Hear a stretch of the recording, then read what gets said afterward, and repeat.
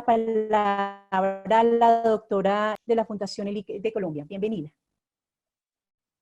Buenas tardes, no sé si me escuchan bien. ¿Se me escucha? Sí, señora, perfecto. Sí, vi el dedito levantado y ya me quedó claro. Muy bien. Sí.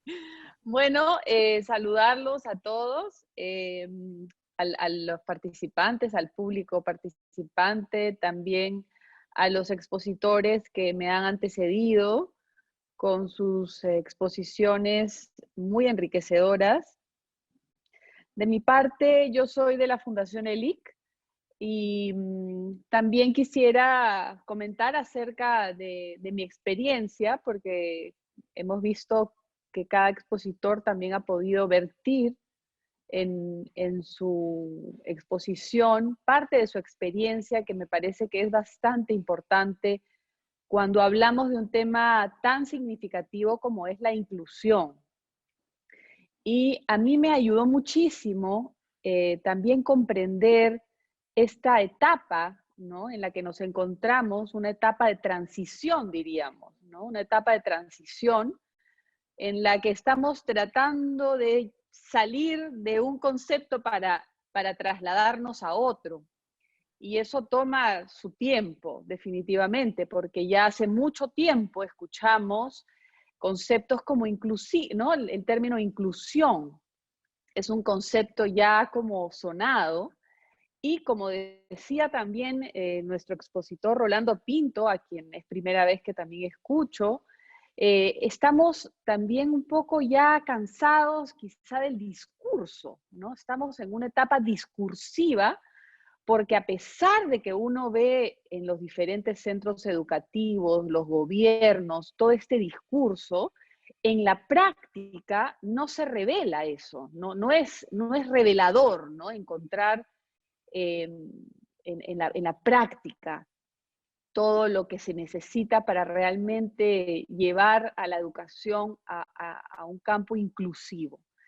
Y esto me ayuda mucho también el hecho de haber leído, ¿no?, al doctor C. Renaud de la Ferrière, cuando él habla, ¿no?, de justamente de esta época en la que nos encontramos, una época de transición, ¿no?, que viene antecedida por una época donde se ha visto muy marcada la separatividad, ¿no? Este concepto de separatividad, de exclusión, ha estado muy marcado en épocas anteriores a la nuestra, ¿no? Es algo bastante interesante, ¿no? Y es en base al pensamiento también del doctor de la Ferrière que la Fundación ELIC, sus fundadores, pues desarrollan toda esta propuesta psicopedagógica muy interesante que yo conocí en un congreso en Argentina, justamente, que tenemos acá varios expositores argentinos, ha estado Soledad, también María Beatriz, que fue en Mendoza, es una ciudad bellísima, donde se desarrolló, me parece que fue el tercer Congreso Mundial para el Talento de la Niñez. Entonces, nosotros como sociedad, pues nunca imaginamos realmente, y no nos formaron para anticipar que nuestra actividad humana iba a significar tantos daños, por ejemplo, a la naturaleza, ¿no?, al ecosistema. Son aspectos que nunca nos anticiparon, ni tampoco nosotros lo hicimos. Hablábamos de recursos inagotables, ¿no? Yo me acuerdo en el colegio, en la universidad. Y bueno, estamos viendo que esa aproximación, ¿no?, a nuestra relación con la vida misma está equivocada, ¿no? Y por otro lado, tampoco nos hemos anticipado a lo que toda esta cultura educativa también, o sea, se traslada a la cultura educativa, pero cultura en general y los estilos de vida, ¿no? No nos hemos anticipado a ver lo dramático que es, por ejemplo, el impacto de la cultura actual y de los estilos de vida en la salud mental de los niños y los adolescentes. Ese es un aspecto, por ejemplo, que marca mucho, ¿no? Porque ya estamos en medio de toda una problemática y la salud mental tiene que ver con la inclusión, definitivamente, porque no solamente tenemos que pensar cuando hablamos de inclusión, no nos referimos solamente a personas con capacidades o habilidades diferentes, ¿no? Sino nos referimos a todo ser humano. O sea, todos estamos en el mismo saco. No, acá no podemos hacer diferencias. No podemos hacer diferencias, ¿no? Porque estamos impregnados de una cultura separatista, individualista, reduccionista en todos los aspectos de la vida, ¿no? Y nos hemos enfrascado en una lucha sin límites en todo campo, ¿no? Para separar. En Perú se dice trome, no sé cómo se dirá en otros países, pero es el trome, ¿no? El que sobresale del que no sobresale.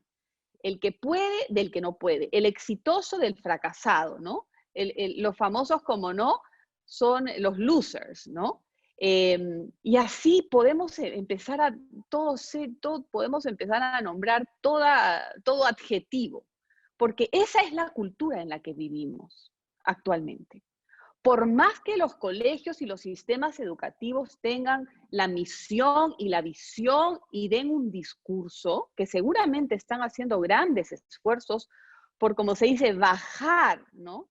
Como se dice, aterrizar ese discurso en la práctica, que no es sencillo, pero realmente, actualmente, yo que soy psicóloga y mis colegas psicólogos, que nosotros como que recibimos los resultados de lo que va pasando en los colegios, ¿no? Porque es al psicólogo que llaman para que ayude a resolver las crisis. Y es ahí también desde la Fundación ELIC donde tenemos dos colegios, uno en Cusco, en Perú, y otro en Bucaramanga, en Colombia, pero además tenemos toda una experiencia en el campo extracurricular, ¿no? Y eso nos permite recoger lo que sucede fuera del colegio también, ¿no? Entonces, es interesante poder hacer como se dice, eh, enlace.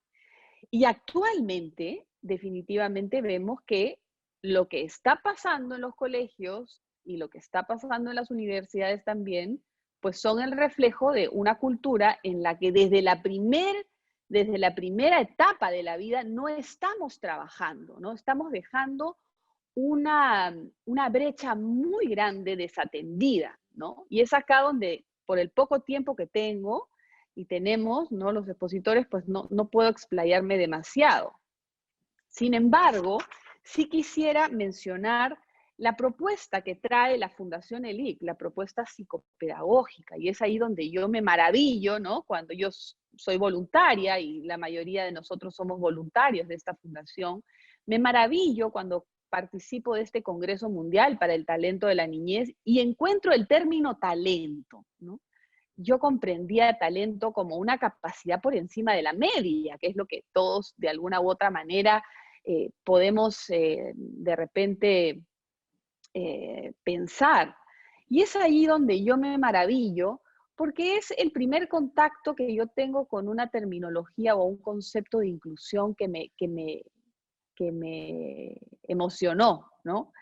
Y es cuando el talento se refiere a el momento en el que el ser humano encuentra la vía. Por eso es importante cuando hablamos de inclusión, hay que hablar de la vía, del camino, ¿no? Entonces, el talento se refiere a cuando el ser humano encuentra la vía para unir su potencial con las necesidades de los demás y el mundo que lo rodea. Entonces, a mí me pareció un concepto fascinante, ¿no? Porque un poco como que contrastaba con la formación que yo había tenido, que era como el potencial para hacerlo destacar por encima de los demás, ¿no? Como ser exitoso. Y un poco esa es la idea que la cultura nos refuerza todo el tiempo. Esto es el agotamiento que tienen los jóvenes de hoy, de esta presión de ser exitosos, pero no terminan de compenetrarse con esta idea ni aceptar esta idea de que ser exitoso es como, ¿no? Como arrasar con los demás y como demostrarle al mundo que somos mejores que los demás, esta idea de ser mejor, ¿no? Eso también es un aspecto que no va de la mano con la inclusión, ¿no? O sea, el ser mejor, ¿mejor en qué? Entonces, el interesante para mí el seguir como pensando en el concepto de talento, porque es la vía para unir el potencial de cada ser humano con las necesidades de los demás. Y esto es trascenderse a uno mismo, ¿no? Que es un aspecto que también menciona el doctor de la Ferrier, en cuyo pensamiento se inspira la Fundación ELIC, porque él dice que el acontecimiento más importante de esta era o de esta época es el descubrimiento del hombre trascendental. Quiere decir que este concepto de talento plantea que todo ser humano tiene un potencial. Y por eso es que ya me estoy olvidando también de poner las diapositivas que había preparado y que me voy a permitir compartir con ustedes. Bueno, puse esta primera diapositiva con este muro, ¿no? Del muro de Berlín, tratando de asociarlo con lo que hablábamos primero de la separatividad. Acá hay algunos datos de lo que plantea UNICEF, esto es del 2019, pero más del 20% de los adolescentes de todo el mundo sufren trastornos mentales y el suicidio es la segunda causa de muerte entre los jóvenes entre 15 y 19 años. Y así podemos seguir mencionando estadísticas que son preocupantes y alarmantes, ¿no? Pero en esta diapositiva de acá, y si ustedes ven el logo de la Fundación ELIC, que lo voy a poner, bueno, acá está a la derecha, el logo nos permite ver nos permite ver, ¿cómo se llama eso? Un cofre, es una lámpara, ¿no? Una lámpara y ponemos esa lámpara en el logo porque tiene que ver con justamente que cuando el docente o todo aquel que tiene a su cargo la formación de la niñez, pues tiene la responsabilidad de, como se dice, de no frotar en el sentido de ir permitiendo que surja, ¿no? Que el niño empiece a descubrir su potencial, ¿no? Eso es una de las grandes tareas. ¿Por qué? Porque muchos niños, y eso tiene que ver con la exclusión, pasan desapercibidos en la escuela.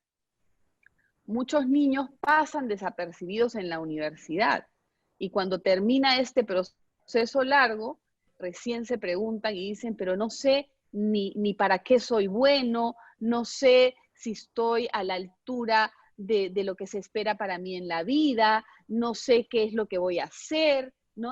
Empieza toda una serie de interrogantes que nos hace tomar conciencia que hemos descuidado muchos aspectos de la formación en la inclusión desde la primera infancia, ¿no? Porque este aspecto de descubrir el potencial del niño y ayudarlo, ¿no? A enlazarlo con el entorno que lo rodea, nos hace ver la importancia y la importancia sustancial de todo ser humano, ¿no? De sentir que somos necesarios para los demás. Y a su vez, sentir y sentirnos tranquilos de que los demás también son necesarios para nosotros, algo que la cultura actual no fomenta, no cultiva, sino más bien cultivamos esa idea o esa percepción de que no necesitamos de los demás, ¿no? Que podemos hacer todo solos, ¿no? Entonces hay muchos aspectos que me gustaría mencionar, pero voy recogiendo alguno de ellos y también en el tema que me toca mencionar, el tema de la cooperación, la educación para la cooperación, justamente es a través de este concepto de talento que podemos aproximarnos también a entender una cultura para la cooperación dentro de la educación, ¿no?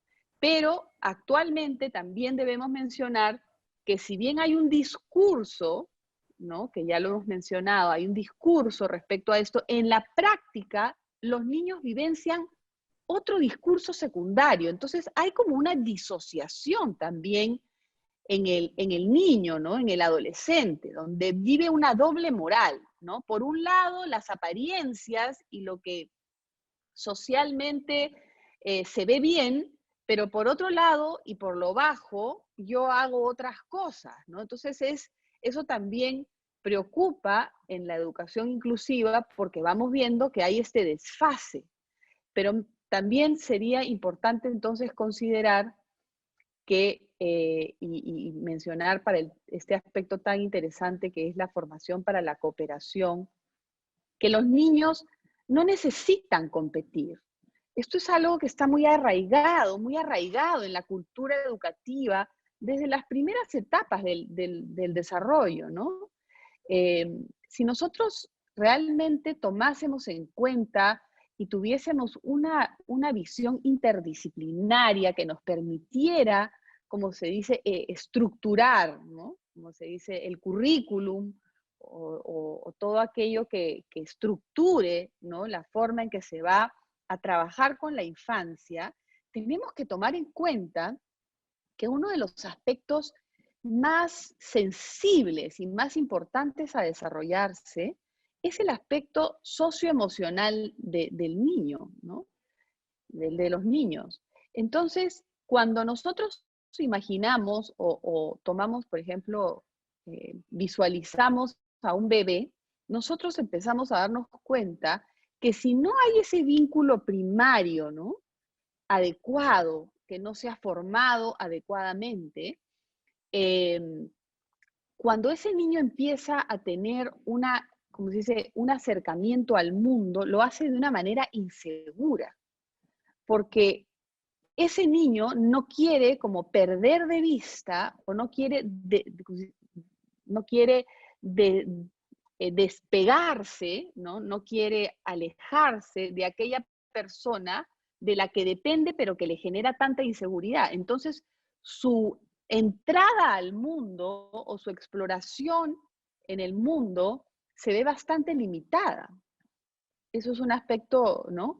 Interesante. Eso nos hace ver que en estos primeros momentos en la vida de un ser humano, en lo que es la primera infancia, el ambiente que debe encontrar el niño para justamente desarrollar una seguridad interna es un ambiente de armonía, es un ambiente donde se sienta seguro y no se sienta con esta ansiedad de que alguien lo está ganando o alguien está haciendo las cosas mejor que él o alguien está terminando primero, ¿no? Que le van a quitar su lugar si no lo hace rápido porque estamos inmersos en una cultura de quién lo hace más rápido y mejor. Entonces, cuando nosotros estudiamos lo que son las neurociencias del desarrollo en el niño, nos empezamos a dar cuenta cómo toda esta cultura pedagógica o antipedagógica, mejor dicho, empieza a atentar contra el mismo desarrollo del niño, de aquello que necesita en estas primeras etapas. Entonces, la formación para la cooperación, ¿no? Toma mucha relevancia, sobre todo por el aspecto de la salud mental de la niñez. Y hay muchos otros componentes que podríamos mencionar, y va de la mano con la formación del talento que menciona la Fundación Melick para la tolerancia, la verdad y la paz. Yo recuerdo una experiencia reciente donde voy a un colegio y me comentan que este colegio era inclusivo, que trabajaba en la cooperación, y yo fui muy entusiasmada, y llego, y lo primero que dice la profesora es, habían sacado los juguetes y habían sacado la piscina de pelotas, entonces la profesora lo primero que dice es, muy bien, entonces, a ver, ¿quién es el que más pelotas recoge y lo más rápido para comenzar la clase? ¿No? Entonces, ya de arranque, ahí hay una incoherencia total, ¿no? O sea, si es un colegio que está planteando todos estos valores, comenzar con una actividad donde se fomenta la competitividad y no la cooperación ya dice bastante. Entonces, no quisiera extenderme más, pero me parecía importante mencionar que la Fundación ELIC viene trabajando el concepto de lo que es la formación del talento en la niñez para la tolerancia, la verdad y la paz, donde tanto en los centros educativos como en las actividades extracurriculares, estamos trabajando, como se dice, muy concienzudamente, ¿no?, sobre esta coherencia que tiene que haber entre el discurso y la práctica, ¿no? Y bueno, los fundadores, que son la maestra María Nilda Serfar Bulú, que ella es peruana, cusqueña, y el fundador, el doctor David Juan Ferriz Olivares, que él ya falleció, mexicano, han dejado toda una propuesta pedagógica, psicopedagógica, para la puesta en marcha, ¿no?, de todo lo que se requiere para llevar adelante una formación para la cooperación. Así que bueno, me imagino que ya se me acabó el tiempo. Muchísimas gracias.